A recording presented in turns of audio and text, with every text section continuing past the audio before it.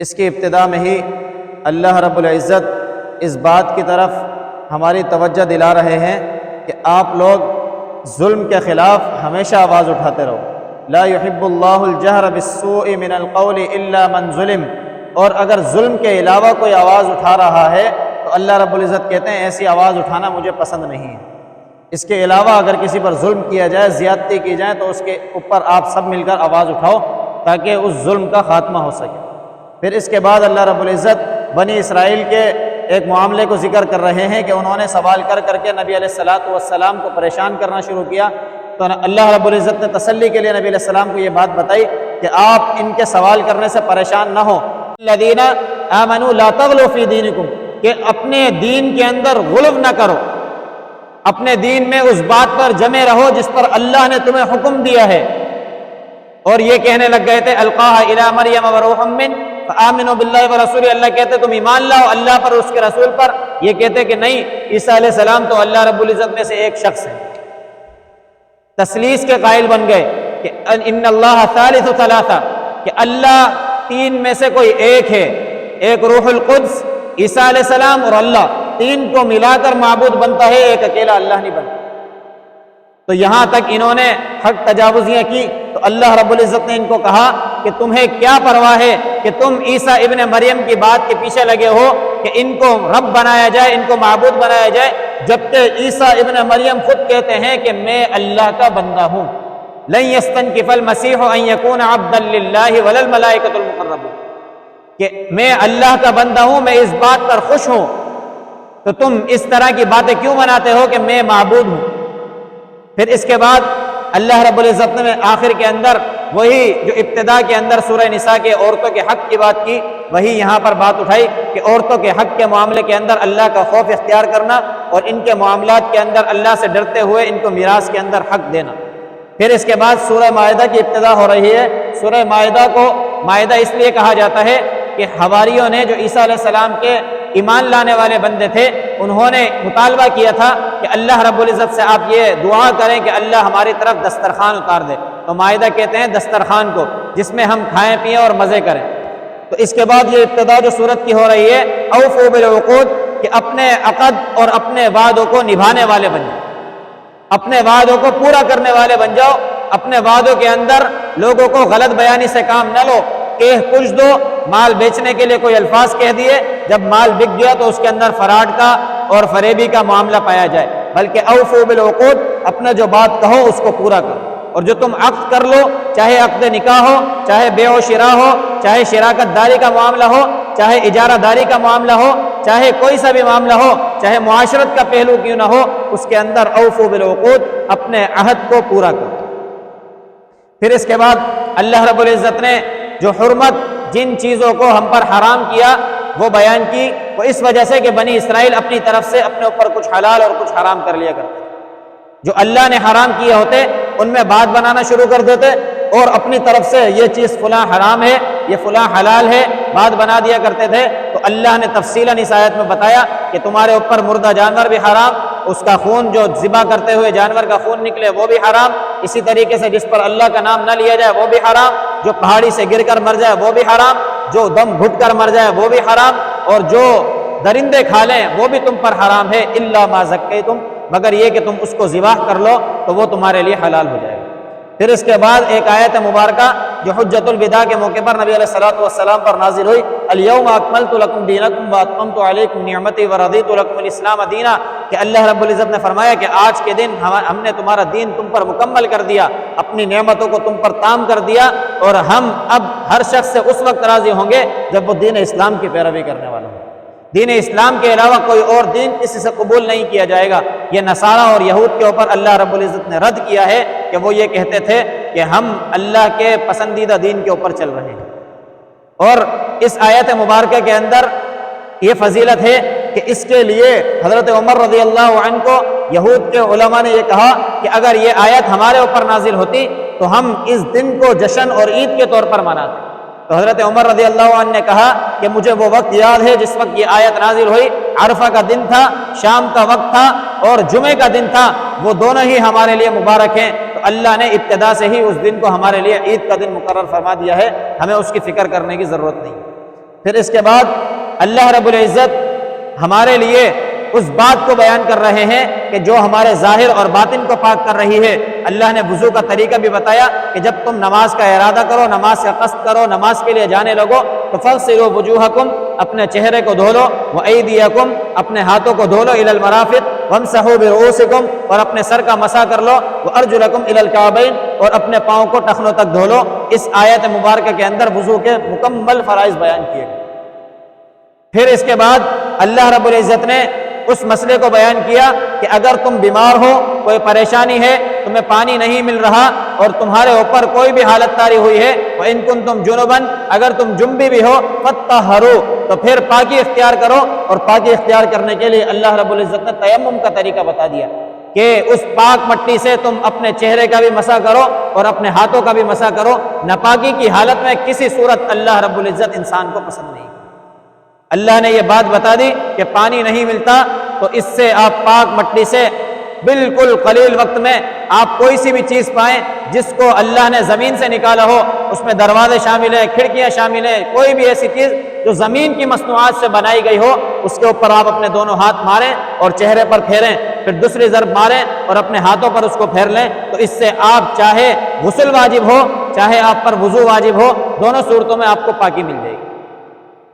پھر اس کے بعد وَاذْكُرُوا نِعْمَتَ اللَّهِ، اللہ رب العزت فرماتے ہیں کہ دیکھو یہ تمہارے لیے جو میں نے مسائل بیان کیے، تمہارے لیے سہولت پیدا کی، دین اسلام کو تمہارے لیے میں نے سہولت کی جگہ بنایا، دین اسلام میں سختی کو پیدا نہیں فرمایا، بلکہ اسلام کی شریعت کے اندر اللہ رب العزت نے نرمی کا معاملہ فرمایا۔ تو اللہ فرماتے ہیں وَاذْكُرُوا نِعْمَتَ اللَّهِ عَلَيْكُمْ، اللہ کی نعمتوں کو یاد کرو، اللہ کو بھلانے والے نہ بنو، اللہ کو ہر وقت، ہر لمحہ، ہر پہلو میں اپنے سامنے رکھو۔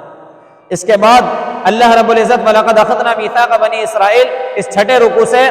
بنی اسرائیل کے معاملات کو ذکر کر رہے ہیں۔ انہوں نے جو اللہ سے عہد کیے، عہد و پیمان کر دینے کے بعد ان کو توڑ دیا اور ان کی لاج نہیں رکھی، اللہ نے اس کو بیان کیا کہ انہوں نے فَبِمَا نَقْضِهِمْ مِيثَاقَهُمْ، انہوں نے اللہ کے عہد کو توڑ دیا، لعناہم، اللہ نے ان پر بھی لعنت کی، وجعلنا قلوبہم قاسیہ، اللہ نے ان کے دلوں کو پیوست مضبوط کر دیا، پتھر کا بنا دیا کہ یحرفون الکلم عن مواضع، یہ اللہ کے کلمات کو ان کی جگہ سے پھیر دیتے ہیں۔ پھر اللہ نے ان کو بتایا کہ دیکھو کہ کوئی بھی تم میں سے ہو، چاہے یہود ہو چاہے نصارہ ہو، اس کو اس نبی پر ایمان لانا ضروری ہے جو وقت میں آنے والا ہے، یعنی محمد الرسول اللہ صلی اللہ علیہ وسلم۔ اور یہ لوگ جو کہتے تھے وقالت الیہود والنصارى، یہ نصارہ اور یہود کہتے تھے نحن ابناء اللہ واحباؤہ، ان کا ایک عقیدہ تو یہ کہ عیسیٰ علیہ السلام اللہ کے بیٹے ہیں، یا عیسیٰ علیہ السلام معبودات میں سے ایک ہیں۔ ان کا یہ عقیدہ ایک طرف، یہ اس حد تک چلے گئے تھے کہ یہ کہتے تھے کہ نحن ابناء اللہ واحباؤہ، ہم اللہ کے بیٹے ہیں۔ پھر اللہ نے ان کے اس معاملے کو بھی رد فرمایا اور کہا کہ فَلِمَ يُعَذِّبُكُمْ، اگر تم اللہ کے بیٹے ہو تو تمہیں عذاب کیوں دیا جاتا ہے، تمہاری دنیا میں پکڑ کیوں ہو جاتی ہے؟ اگر ایسا معاملہ ہوتا تو تمہاری تو پکڑ نہیں ہونی چاہیے تھی، تم دنیا میں دندناتے پھرتے، تم سے کوئی پوچھنے والا نہ ہوتا۔ فَلِمَ يُعَذِّبُكُمْ، تو تمہیں عذاب کیوں دیا جا رہا؟ پھر کس بات کا تمہیں خوف ہے جب تم اللہ کے بیٹے ہو؟ یا اہل الکتاب، اللہ نے مخاطب کر دیا قد جاءکم رسولنا یبین لکم علی فترۃ من الرسل، کہ میرا جو پیغمبر آنے والا ہے اس پر تم سب کو ایمان لانا ضروری ہے۔ پھر اس کے بعد بنی اسرائیل کے اس معاملے کو اللہ رب العزت ذکر کر رہے ہیں جو موسیٰ علیہ السلام نے ان کو کہا کہ بھائی بیت المقدس شہر کے اندر ہم نے داخل ہونا ہے، بڑی برکتوں والا شہر ہے، عظمتوں والا شہر ہے، اس کو ہم نے فتح کرنا ہے اور اس کے اندر ہم نے داخل ہونا ہے۔ تو انہوں نے کہا کہ اس میں تو قوم اعمال کا رہتی ہے اور اس سے ہم بہت زیادہ ڈرتے ہیں، لہذا جب تک وہ وہاں موجود ہیں ہم اس شہر میں داخل نہیں ہوں گے۔ اور کہنے لگے کہ آپ کا رب جائے ان سے جہاد کرے، قتال کرے، ہم یہاں بیٹھ کر انتظار کریں۔ ان کی حق تجاوزیاں آپ دیکھیں تو اللہ رب العزت نے جو منصب ان کو عطا کیا تھا اسی وجہ سے اس سے معزول کیا۔ امت محمدیہ کے لیے یہاں یہی سبق ہے کہ یہود اور نصارہ نے جو عہد و پیمان اللہ رب العزت سے کیے، اس عہد و پیمان کے اوپر پورا نہ اترے اور اس کو ایک طرف رکھ دیا، بالائے طاق رکھ دیا، تو اللہ نے ان کو ان کے منصب امامیت سے اتار کر نیچے کر دیا۔ تو اللہ رب العزت یہی چاہتے ہیں کہ یہ جو واقعات تمہیں بتائے جا رہے ہیں تم اس سے نصیحت پکڑتے ہوئے اللہ کے کہنے کو ماننے والے بن جاؤ، اللہ کے عہد و پیمان کو پورا کرنے والے بن جاؤ۔ پھر اللہ رب العزت نے سزا کے طور پر ان کو وادی تیہ کے اندر، جس میدان سے یہ نکلنا نہیں چاہ رہے تھے کہ ہم یہاں بیٹھے ہیں، آپ جاؤ، آپ کا رب جائے اور قتال کرے، اس شہر کو فتح کرو، پھر ہمیں بتا دینا، ہم داخل ہو جائیں گے۔ تو اللہ نے سزا کے طور پہ وادی تیہ کے اندر 40 سال ان کو ایک ہی میدان کے اندر ناچ نچا دیا کہ اب تم گھومتے رہو، نہیں نکلنا چاہتے تو نہ نکلو، یتیہون فی الارض، آپ اس میں چکر لگاتے رہو۔ 40 سنہ، 40 سال اس میں چکر لگا۔ پھر اللہ سے توبہ کی، توبہ طائب ہوئے تو پھر اللہ نے ان کو راستہ بتایا۔ وَاتْلُ عَلَيْهِمْ نَبَأَ ابْنَيْ آدَمَ بِالْحَقِّ، اس کے بعد اللہ رب العزت آدم علیہ السلام کے 2 بیٹے حابیل اور قابیل کا ذکر فرما رہے ہیں کہ جنہوں نے اللہ کی بارگاہ میں اپنی اپنی قربانیاں پیش کی، پھر اس میں سے حابیل کی قربانی کو اللہ نے قبول فرما لیا اور قابیل کی قربانی کو اللہ نے قبول نہ کیا، تو اس نے حسد کرتے ہوئے اور اس سے بغض کرتے ہوئے کہا کہ میں تجھے قتل کر دوں۔ یہ حسد اور بغض کی وجہ سے ان دونوں نے یہ آپس میں معاملہ کیا۔ حابیل نے کہا کہ میں تم پر ہاتھ نہیں اٹھاؤں گا، اب تم جو چاہتے ہو تم کر لو، اللہ کو تم حساب دو گے، وَذَلِكَ جَزَاءُ الظَّالِمِينَ، اور اللہ ظالموں سے ضرور بدلہ لے گا۔ تو انہوں نے اس کی طرف ہاتھ بڑھانے سے منع کیا کہ میں تمہاری طرف ہاتھ نہیں بڑھاؤں گا، اب تم جو چاہتے ہو کر لو۔ اس نے اس کو قتل کر دیا، فَأَصْبَحَ مِنَ الْخَاسِرِينَ، یہ خسارہ پانے والوں میں سے ہو گیا قابل۔ پھر اس کے بعد قتل تو کر دیا، پہلے شخص تھے دنیا کے اندر، قتل کر دینے کے بعد اب لاش کا کیا کرے، لاش کو کیسے ٹھکانے لگائے، یہ بھی نہیں پتا۔ تو اللہ رب العزت نے ایک کوے کو بھیجا، جس نے ایک کوے کو مرا ہوا دیکھا، اس کو دیکھنے کے بعد اس نے گڈھا کھود کر اس کوے کو اندر رکھا اور مٹی ڈال دی۔ تو اس نے کہا، قابل کہنے لگا کہ مجھے کیا ہوا کہ میں اتنا خسارے میں ہوں کہ مجھے اپنے بھائی کی لاش کو بھی دفنانا نہیں آتا۔ فَأَصْبَحَ مِنَ النَّادِمِينَ، اپنے آپ پر افسوس کرنے لگا کہ یہ میں نے کیا کیا۔ من اجل ذلك، اللہ فرماتے ہیں اسی وجہ سے كتبنا على بني اسرائيل انه من قتل نفسا بغیر نفس او فساد في الارض فكانما قتل الناس جميعا، کہ بنی اسرائیل میں اور پوری امت میں ہم نے یہ بات لگا دی کہ اب کوئی کسی شخص کو قتل کرے گا اور اسی طریقے سے کوئی زمین میں فساد پھیلائے گا تو سارا گناہ اس پر بھی آئے گا۔ کہ جس نے ابتدا کر دی اس معاملے کی، ہمیشہ نیک کام کرنے والے اور نیک کام کی ابتدا کرنے والے جو بانی ہوں گے اس معاملے کے، تو ان نیک کاموں کا اجر چاہے وہ دنیا سے چلے جائیں تا قیامت ان کو ملتا رہے گا، اور جو کوئی برائی کی بنیاد رکھے گا، برائی کا بانی ہوگا، تو تا قیامت اس کو اس برائی میں سے بھی حصہ ملتا رہے گا۔ فمن احیاها فکانما احیا الناس جميعا، اور جس نے ایک انسانیت کی جان بچائی گویا اس نے پوری انسانیت کی جان بچائی۔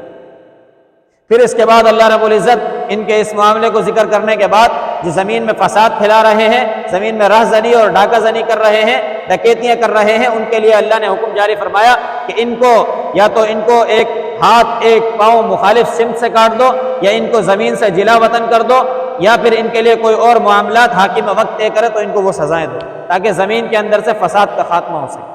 پھر اس کے بعد قتل کرنے والے مرد اور قتل کرنے والی عورت کے لیے خاص حکم نازل فرمایا کہ جو کوئی زمین کے اندر چوری کرے، ڈکیتیاں کرے تو ان کے ہاتھ کاٹ دو۔ یہ ہے اسلام میں قصاص، اور وَلَكُمْ فِي الْقِصَاصِ حَيَاتٌ، دوسرے سپارے کے اندر بتا دیا گیا کہ یہ قصاص کرنا، قصاص لینا کوئی ظلم اور زیادتی نہیں ہے کہ ایک کسی آدمی کا عضو تلف کیا جا رہا ہے، بلکہ آپ کے ایک بندے کے یا 2 بندے کے یا 10 بندے کے ہاتھ کاٹ دینے کی وجہ سے پوری انسانیت اس فساد کی وجہ سے محفوظ ہو جاتی ہے، تو یہ زیادہ بہتر ہے بنسبت کے 1-2 کے ہاتھ کاٹ دیے۔ تو اللہ رب العزت فرماتے ہیں وَلَكُمْ فِي الْقِصَاصِ حَيَاتٌ، اس قصاص کے اندر تمہارے لیے زندگی ہے۔ پھر اس کے بعد اللہ رب العزت نے بنی اسرائیل کے اس معاملے کو ذکر کیا اور منافقین کے ایک معاملے کو ذکر کرتے ہوئے ان پر تنبیہ کی کہ جو تم معاملات کر رہے ہو یہ غلط کر رہے ہو۔ اس کے بعد اللہ رب العزت نے فرمایا کہ قرآن کے حکم کو نافذ کرو، اگر تم قرآن کے حکم کے مطابق فیصلہ نہیں کرتے تو تم کافر ہو، تم ظالم ہو، تم فاسق ہو۔ اور اللہ رب العزت نے اس کے بعد فرمایا کہ قرآن کریم کے اندر جتنے اخلاقیات، معاشرت کے پہلو، جتنے آداب کے پہلو دیگر کتابوں کے اندر آئے ہیں، قرآن کریم ان سب کی تصدیق کرنے والا ہے اور قرآن کریم کے اندر وہ موجود ہیں، اور قرآن کریم پچھلی تمام کتابوں کا محافظ ہے۔ ایسا نہیں ہے کہ اس میں وہ معاملات ذکر کر دیے جو امت محمدیہ کے لیے ہیں، دیگر امتوں کے لیے نہیں ذکر کیے گئے، بلکہ اللہ فرماتے ہیں اس کے اندر سارے معاملات ذکر کیے گئے اور یہ پہلے تمام کتابوں کی تصدیق کرنے والا ہے۔ پھر اللہ نے اس کے بعد بتایا کہ تمہارے لیے یہود اور نصارہ کو دلی دوست بنانا جائز نہیں ہے، ویسے دنیاوی معاملات آپ کر سکتے ہیں، لیکن ان سے دلی تعلق لگا لینا یہ کسی صورت اللہ نے برداشت نہیں کیا، بلکہ اللہ فرماتے ہیں بعضهم اولیاء بعض، یہ یہود اور نصارہ بظاہر تمہیں نظر آتا ہے کہ یہ آپس میں لڑے ہوئے ہیں، لیکن یہ امت محمدیہ کے خلاف یکجا ہیں۔ آج بھی آپ دنیا میں دیکھ لیں کہ آپ کو نظر آئے گا کہ امریکہ ایک طرف ہے اور فلاں فلاں وہ ایک طرف ہے، لیکن جب اسلام کی بات آ جائے تو سارے مل کے مسلمانوں پر برس پڑتے ہیں۔ تو وَمَن يَتَوَلَّهُم مِّنكُمْ فَإِنَّهُ مِنْهُمْ، اللہ فرماتے ہیں جو ان کی طرف ہوگا وہ انہی میں سے ہو جائے گا، اور اللہ ظالموں کو ہدایت نہیں دیتا۔ پھر اس کے بعد اللہ رب العزت نے یہ فرمایا کہ یہود اور نصارہ کو دوست نہیں بنانا، اسی طریقے سے یا ایھا الذین آمنوا لا تتخذوا الذین اتخذوا دینکم ہزوا، جو کوئی اس کے علاوہ بھی دین کو مذاق بنائے اس کے ساتھ بھی تم کھڑے نہ ہو، اس کو بھی اپنا دوست نہ بنانا، اس سے بھی دلی تعلق قائم نہ کرنا۔ اور جب تمہیں نماز کی طرف بلایا جائے وَإِذَا نَادَيْتُمْ إِلَى الصَّلَاةِ اتَّخَذُوهَا، جب تمہیں نماز کی طرف بلایا جائے تو نماز کی طرف جاؤ، اور ان لوگوں کو جب نماز کی طرف بلایا جاتا ہے یہ مذاق بناتے، تو ایسے لوگوں کو اپنا دوست نہ بنانا۔ پھر اس کے بعد اللہ رب العزت نے اس عیسیٰ علیہ السلام کے جو واقعات تھے اس کو دوبارہ سے ذکر کر رہے ہیں کہ انہوں نے کس طرح سے معاملات کیے، کس طرح سے اللہ کے ساتھ حد تجاوزیاں کی۔ یہ فرمانے لگے ان اللہ ثالث ثلاثہ، و اللہ فرماتے وما من الہ الا الہ واحد، اللہ ایک ہی ہے، اللہ ایک ہے جو پوری دنیا کو چلا رہا ہے، اللہ کو اپنے ساتھ کسی کے شریک کی ضرورت نہیں ہے۔ اللہ فرماتے لعن الذین کفروا من بنی اسرائیل، کہ اللہ نے ان بنی اسرائیل والوں پر لعنت کر دی ہے۔ پھر آخر میں اس چھٹے سپارے کے اندر اللہ رب العزت ایک بات بتا رہے ہیں لَتَجِدَنَّ أَشَدَّ النَّاسِ عَدَاوَةً لِلَّذِينَ آمَنُوا الْيَهُودَ وَالَّذِينَ أَشْرَكُوا، کہ تم اپنے خلاف سب سے زیادہ دشمن یہود کو پاؤ گے اور مشرکوں کو پاؤ گے، کہ جو اللہ کے ساتھ شریک ٹھہرا رہے ہیں وہ کسی صورت تمہارے اندر کامیابی برداشت نہیں کریں گے۔ آج ہمارے ملک پاکستان میں یہی ہو رہا ہے نا کہ IMF اور ورلڈ بینک سے معاہدے کیے جا رہے ہیں کہ یہ ہمارے ملک کو ترقی دیں گے، ہماری معیشت کو مضبوط کریں گے، لیکن اللہ نے پہلے ہی فرما دیا لَتَجِدَنَّ أَشَدَّ النَّاسِ عَدَاوَةً لِلَّذِينَ آمَنُوا الْيَهُودَ وَالَّذِينَ أَشْرَكُوا۔ یہ ورلڈ بینک اور IMF یہ کس کے ہیں؟ یہ یہود کے ہیں۔ یہود کسی صورت اسلام کو اور اسلام کی سربلندی کو کامیاب ہوتے ہوئے نہیں دیکھ سکتے۔ اور وَلَتَجِدَنَّ أَقْرَبَهُم مَّوَدَّةً لِّلَّذِينَ آمَنُوا الَّذِينَ قَالُوا إِنَّا نَصَارَىٰ، اور اگر تم اپنے قریب کسی کو پاؤ گے تو وہ نصارہ کو پاؤ گے، نصارہ میں بھی وہ جو اہل کتاب ہوں، یہ نصارہ نہیں جو آج کے زمانے میں موجود ہے، نصارہ وہ جو اللہ کے دین کو ماننے والے ہوں۔ پھر اس کے بعد جو ہے اللہ رب العزت نے 7ویں سپارے کے اندر ان نصارہ کی تعریف کی کہ جنہوں نے نبی علیہ السلام کے کلام کو سن کر رونے لگ گئے۔ وَإِذَا سَمِعُوا مَا أُنزِلَ إِلَى الرَّسُولِ تَرَىٰ أَعْيُنَهُمْ، کہ جب نبی علیہ السلام یہ نجران کی طرف ہجرت کر کے گئے تھے تو ادھر حبشہ کی طرف، تو حبشہ میں جب نبی علیہ السلام تلاوت کر رہے تھے تو ان کے لوگ نبی علیہ السلام کی تلاوت کو سن کر رونے لگے۔ تو اللہ نے اس واقعے کو بھی ذکر کیا، اللہ کسی کی ناشکری نہیں کرتا، اللہ قدردان ہے۔ تو اللہ رب العزت نے ان کے اس معاملے کو بھی قرآن کے اندر زینت بنا دیا، یہ دکھایا کہ اسلام ایک عدل اور انصاف پسند مذہب ہے، اسلام کسی کے حق کو بیان کرنے سے گریز نہیں کرتا۔ پھر اس کے بعد اللہ رب العزت فرما رہے لا تحرموا طیبات ما احل اللہ لکم ولا تعتدوا، اللہ کی حلال کردہ چیزوں کو اپنے اوپر حرام نہ کرو۔ اس کے بعد اللہ نے فرمایا لا یؤاخذکم اللہ باللغو فی ایمانکم، اپنی قسموں کے اندر جو لغو باتیں تم کر دیتے ہو، مثال کے طور پر تم یہ کہہ دیتے ہو کہ اللہ کی قسم ایسا معاملہ ہو جائے گا، یہ لغو ہے کہ آپ اپنی باتوں کے اندر قسم کو استعمال کر لیتے ہو، ایسا کرنا نہیں چاہیے، البتہ کوئی کر لیتا ہے تو اس کے اوپر کوئی گناہ نہیں ہے۔ اور اس کے بعد اگر کوئی قسم منعقدہ کھا لے باللغو فی ایمانکم ولکن یؤاخذکم بما عقدتم الایمان، اپنی قسموں کو پکا کر لو کہ اللہ کی قسم میں ایسا کروں گا، تو یہ اس کے اوپر اللہ کی طرف سے کفارہ ہے۔ اگر آپ پورا کر لیتے ہو تب تو کفارہ نہیں ہے، اگر آپ کوئی ایسی قسم کھا لیتے ہیں کہ جس سے اسلام کو نقصان پہنچنے والا ہے تو اس قسم کو آپ توڑ دیں اور کفارہ ادا کریں۔ کفارہ یہ ہے کہ آپ 3 دن کے روزے رکھیں، 3 ایام۔ پھر اس کے بعد اللہ رب العزت نے محرم احرام کی حالت میں آپ کے لیے کیا شکار کرنا جائز ہے اور کیا جائز نہیں ہے، تو یہ فرما دیا کہ آپ کے لیے خشکی کے اندر شکار کرنا جائز نہیں ہے، البتہ آپ مچھلی وغیرہ اور سمندر کی مخلوقات کا شکار کر سکتے ہیں، وہ حلال ہے۔ اس میں بھی بنی اسرائیل کو اللہ نے پابند کیا تھا کہ آپ ہفتے کے دن شکار نہ کرنا، لیکن یہ بنی اسرائیل پھر بھی ہفتے کے دن شکار کیا کرتے تھے، اور اس میں حیلے بازی کیا کرتے تھے کہ ایک گھڑا کھود لیا کرتے تھے اور مچھلیوں کو ہکا کر اس گڑھے کی طرف لے آتے، پھر اس گڑھے کو بند کر دیتے، پھر اتوار کے دن اس میں سے مچھلیاں نکالتے اور کہتے کہ اللہ کے حکم کو ہم نے مانا ہے اور ان مچھلیوں کو ہم نے ہفتے کے دن شکار نہیں کیا۔ تو اللہ نے فرمایا یہ جو ہیلے بازی تم کر رہے ہو ان کو ایک جگہ قید کر لینا، یہ بھی شکار ہی ہے اور تم اللہ کے حکم کو پامال کر رہے ہو۔ پھر اس کے بعد یا ایھا الذین آمنوا لا تسألوا عن اشیاء ان تبد لکم تسؤکم، جب نبی علیہ الصلوۃ والسلام پر وحی آنے لگتی تو یہ سوال کیا کرتے مختلف قسم کے۔ اللہ نے خبردار کر دیا کہ جب اس طریقے کا معاملہ ہو تو تم نبی علیہ الصلوۃ والسلام سے سوال نہ کرو، اگر وہ سوال تم کر رہے ہو اور اللہ نے اس بات کو بدل دیا تو تمہارے لیے مشکل بن جائے گی۔ وَإِن تَسْأَلُوا عَنْهَا حِينَ يُنَزَّلُ الْقُرْآنُ تُبْدَ لَكُمْ عَفَا اللَّهُ عَنْهَا وَاللَّهُ غَفُورٌ حَلِيمٌ، اللہ سے معافی مانگو، اللہ بڑے بردبار ہیں جو تمہاری باتوں کو برداشت کر رہے ہیں، ورنہ اگر اللہ چاہیں تو ایک منٹ میں رسی کھینچیں اور سب ختم فرما دیں۔ پھر اس کے بعد یا ایھا الذین آمنوا علیکم انفسکم، جو لوگ اسلام کی دعوت کا جذبہ اپنے اندر رکھتے ہیں اور اسلام کی طرف لوگوں کو بلانا چاہتے ہیں، جو دین حق کی طرف لوگوں کو راغب کرنا چاہتے ہیں، ان کے لیے اللہ نے ایک نصیحت فرمائی، علیکم انفسکم، پہلے اپنی نصیحت تم کر لو، پہلے اپنی اصلاح کی فکر کر لو، پھر لوگوں کے اندر ایک جوئیاں کرنا۔ ایک جوئی کرنا کسی صورت اللہ کو پسند نہیں، اپنی اصلاح پہلے کر لو، پھر اس کے بعد لوگوں کی اصلاح کی فکر کرو۔ جیسا کہ ایک واقعہ میں نے پہلے بھی بیان کیا، حضرت حسین اور حسن رضی اللہ تعالی عنہما دونوں چھوٹے ہیں اور ایک بڑے بزرگ کو دیکھتے ہیں کہ وضو غلط طریقے سے کر رہے ہیں، تو انہوں نے اس کو سمجھانے کے لیے وہ طریقہ اپنایا کہ اب ہم ان کو کیسے سمجھائیں، یہ بڑی عمر والے ہیں، ان کے سامنے جا کے کیسے بول دیں کہ آپ غلط طریقے سے وضو کر رہے ہیں۔ پہلے انہوں نے اپنی اصلاح کا پہلو اپنایا کہ ہم کون سے الفاظ تعبیر کریں کہ ان کو برا بھی نہ لگے اور ان کا وضو بھی صحیح ہو جائے۔ تو انہوں نے یہ کیا کہ ان کے سامنے جا کر کہنے لگے کہ جو فرات کے کنارے پر بزرگ وضو کر رہے تھے، کہا آپ ہمارا وضو دیکھیں تو ہم صحیح کرتے ہیں یا غلط کرتے ہیں۔ جب انہوں نے وضو کیا اور وضو دیکھنے کے بعد ان بزرگ کو احساس ہو گیا کہ بھائی میں وضو کے اندر یہ غلطی کر رہا تھا، اور کہا کہ آپ وضو صحیح کر رہے ہیں، مجھ ہی سے غلطی ہے۔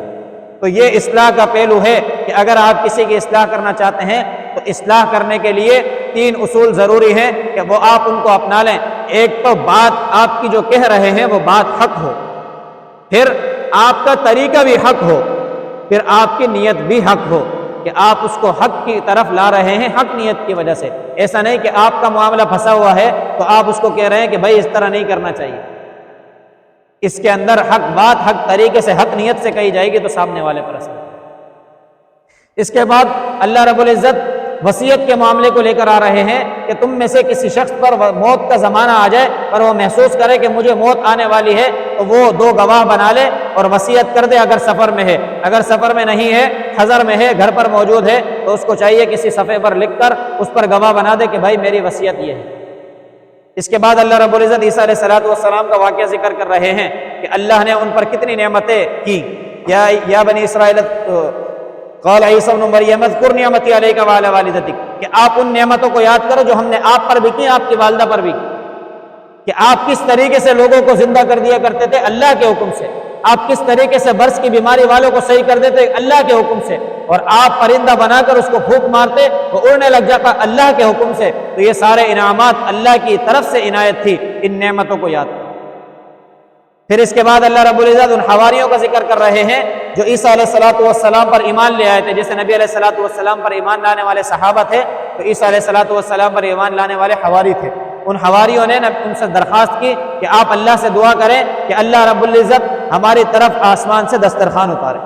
اور اس پر کھانے لگے ہوئے ہوں، ہم اس سے لطف اندوز ہو جائیں، اس میں آسمانی کھانے موجود ہوں۔ تو عیسیٰ علیہ السلام نے کہا تم اس بات کے اندر اللہ کا خوف اختیار کرو، قال اتقوا اللہ ان کنتم مؤمنین، اب تم ایمان لے آئے ہو تو اللہ کا خوف رکھو۔ پھر بھی عیسیٰ علیہ السلام نے دعا کی، قال اللہم ربنا انزل علینا مائدۃ من السماء، اے اللہ آسمان سے دسترخوان اتار دے۔ اللہ نے فرمایا ہم دسترخوان تو اتار دیں گے، قال اللہ انی منزلها علیکم، ہم دسترخوان تو اتار دیں گے، فمن یکفر بعد منکم فانی اعذبہ احدا لا اعذبہ من العالمین، کہ ہم دسترخوان اتاریں گے، دسترخوان اتار دینے کے بعد پھر بھی اگر یہ ایمان نہ لائے نا جو باقی بچے ہوئے ہیں تو ایسا عذاب دیں گے کہ دنیا میں ہم نے کسی کو عذاب نہ دیا۔ پھر اس کے بعد اللہ رب العزت اس قیامت کے حشر کے میدان کو ذکر کر رہے ہیں کہ حشر کے میدان کے اندر اللہ رب العزت صرف اور صرف ان نصارہ کو دکھانے کے لیے، اللہ تو جانتے ہیں کہ عیسیٰ علیہ السلام نے اس طرح نہیں کیا، ان نصارہ کے دکھانے کے لیے، ان کی توہین کرنے کے لیے، تذلیل کرنے کے لیے یہ واقعہ پیش کریں گے کہ عیسیٰ علیہ السلام سے سوال کریں گے اَأَنْتَ قُلْتَ لِلنَّاسِ اتَّخِذُونِي وَأُمِّيَ إِلَٰهَيْنِ مِن دُونِ اللَّهِ، کہ آپ نے ان لوگوں کو کہا تھا کہ مجھے اور میری ماں کو معبود بنا لو۔ عیسیٰ علیہ السلام کے رونگٹے کھڑے ہو جائیں گے۔ بعض اسرائیلی روایت میں آتا ہے کہ عیسیٰ علیہ السلام کے رونگٹوں سے خون کے فوارے نکلیں گے کہ اللہ کی دہشت کی وجہ سے، اللہ کے جلال کی وجہ سے۔ آپ اس واقعے پر ذرا غور کریں، آج ہمارے اندر کتنے ہم اللہ کے حکموں کو پامال کر رہے ہیں۔ ایک نبی وقت کا جس نے کوئی غلط بات نہیں کہی، گناہ بھی سرزد نہیں ہوئے، وہ بھی اللہ کے سوال کرنے کے جلال کی وجہ سے اتنے پریشان ہو جائیں گے، تو ہم اور آپ اللہ کے سامنے کس منہ سے کھڑے ہوں؟ تو پھر عیسیٰ علیہ السلام اللہ سے ذکر کریں گے کہ اللہ اے تو پاک ہے، جو میں نے کہا وہ تجھے معلوم ہے اور تو اس پر گواہ ہے، شاہد ہے۔ ما قلت لهم الا ما امرتني بان اعبدوا الله ربي وربكم، میں نے ایسی بات نہیں کی، لیکن اگر انہوں نے یہ حق تجاوزیاں کی ہیں، اس طریقے کی زیادتیاں کی ہے، ان تغفر لهم فانهم عبادك، اللہ یہ تیرے بندے ہیں، اگر تو چاہتا ہے تو معاف کر دے، اگر تو چاہتا ہے تو ان کو عذاب، ان تغفر لهم فانهم عبادك وان تعذبهم فانك انت العزيز الحكيم، اگر آپ عذاب دینا چاہتے ہیں تو آپ زبردست ہیں، حاکم ہیں، غالب ہیں۔ پھر اللہ نے فرمایا یوم ینفع الصادقین صدقہم، یہ تو وہ دن ہے کہ جس دن سچے لوگوں کو ان کا بدلہ دیا جائے گا، ان کو باغات کے اندر داخل کیے جائے گا، ایسے باغات ہیں جس میں وہ ہمیشہ رہیں گے، نیچے سے نہریں بہہ رہی ہیں، ان کو اس باغات کے اندر داخل کر دیا جائے گا۔ پھر اس کے بعد اس سورت کا اختتام انہی الفاظ پر ہوتا ہے للہ ما فی السماوات والارض وما فیہن، کہ جو کچھ زمین اور آسمان ہے یہ سب اللہ ہی کا ہے اور اللہ ہر شے پر قادر ہے۔ دعا ہے کہ اللہ رب العزت خود مجھے بھی ان باتوں پر عمل کرنے کی توفیق عطا فرما دے اور آپ تمام میں سے ہر ایک کو عمل کرنے کی توفیق عطا فرمائے۔ وآخر دعوانا الحمد للہ رب العالمین والعاقبۃ للمتقین، الصلاۃ والسلام علی سید الانبیاء والمرسلین،